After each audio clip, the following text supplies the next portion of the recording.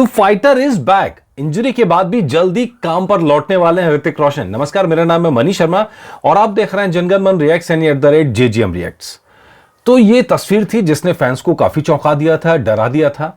बैसाखी लिए खड़े हुए नजर आए थे ऋतिक रोशन। सबने कहा भाई क्या बात हो गई। अभी तो जब प्रमोशन था फाइटर का तो एकदम फिटफाट दिख रहे थे, इसमें क्या हो गया, अचानक से क्या हो गया। इतना ही नहीं, अगर आप फोटो को देखेंगे तो कमर पे बेल्ट भी लगी हुई है और बैसाखी पे खड़े हैं और साथ में पोस्ट भी किया उन्होंने। तो ये हैरानी की बात कि भाई हुआ क्या आखिर ऋतिक रोशन को। तो उन्होंने इस सवाल का जवाब दे दिया है कि उनकी मांसपेशियों में खिंचाव आ गई थी, लोअर बैक में इंजरी थी, मसल्स पुल हो गया था। उस वजह से उन्हें डॉक्टर ने बैसाखी लेकर चलने की सलाह दी और सावधानी के तौर पर बेल्ट भी लगा रखा है। और साथ में उन्होंने एक बड़ी बात कही इस पोस्ट के जरिए कि जब कभी आप ऐसे हालत बने, अगर आप कमजोर हो तो मदद मांगने में कोई बुराई नहीं है। तो उन्होंने एग्जाम्पल दिया कि दादा थे तो एयरपोर्ट पर उन्होंने व्हील चेयर लेने से मना कर दिया क्योंकि उन्हें लोगों के सामने कमजोर नहीं दिखना था। ये मैंस की ईगो कह सकते हैं, पुरुषों की ईगो कह सकते हैं। ये नॉर्मली तो इसको उन्होंने कहा कि भाई वक्त के साथ में एक्सेप्टेंस करना, इस बात को आना चाहिए। हालांकि इसके लोगों ने बहुत सारे मायने भी निकाले कि एक्सेप्टेंस के क्या मायने हैं, कि किस चीज के बारे में कह रहे हैं। लेकिन यहां उन्होंने दिखा दिया कि वो जिगरा कि भाई ठीक है, इंजरी हो गई, पुरानी बात। रिकवरी के बाद अब वो काम पे लौटने वाले हैं और किसकी शूटिंग शुरू करेंगे? वॉर 2 की।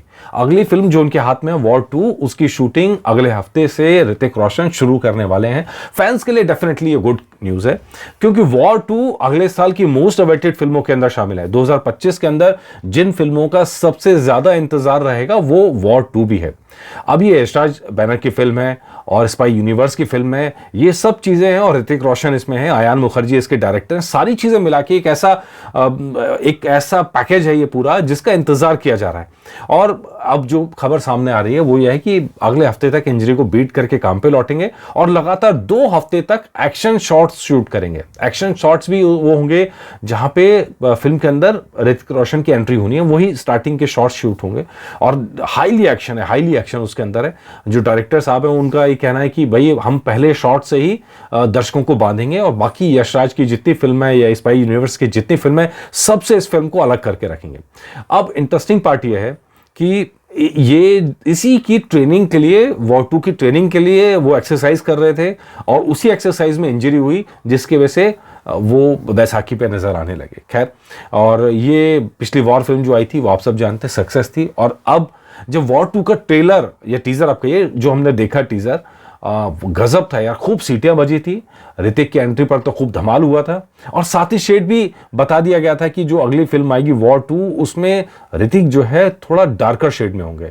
मतलब हम इसे नेगेटिव भाषा में कहें तो आज के टाइम में हीरो और विलेन का फर्क मिटता जा रहा है। तो जूनियर NTR इसमें विलेन है जो डेफिनेटली डार्कर शेड में होंगे, लेकिन उसके मुकाबले में उनसे लड़ने के लिए जब ऋतिक रोशन उतरेंगे तो वो भी डार्क शेड में होंगे।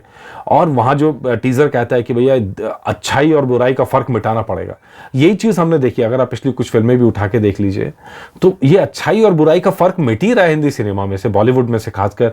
तो जो अच्छी चीजें होती हैं, मतलब एक्टर्स भी हम देखते हैं, एनिमल फिल्म को आप देख लो, जो विलेन है और जो हीरो है वो कहीं ना कहीं पूरी फिल्म में खुद ही विलेन लगता है कई बार। तो टेक्निकली कहना चाहिए पूरी फिल्म में कोई हीरो ही नहीं है।